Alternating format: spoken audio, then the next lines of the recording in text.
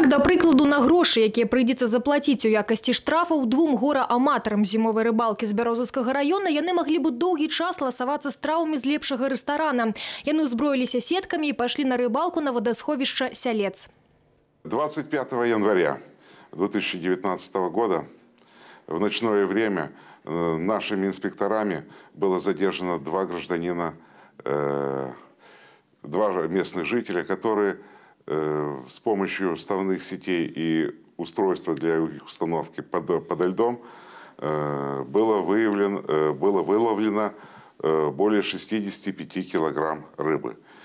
Ущерб, нанесенный природе ихними действиями, составил более 6 тысяч белорусских рублей.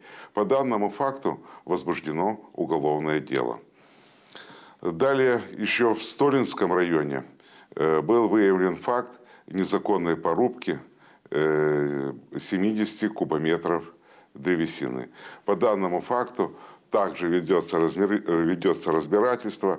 Акрамя таго, з пачатку года супрацоўнікі інспекцыі аховы жывёльнага і расліннага свету канфіскавалі ў браканьераў звыш 1 кіламетра забароненых сетак, 10 паляўнічых ружаў.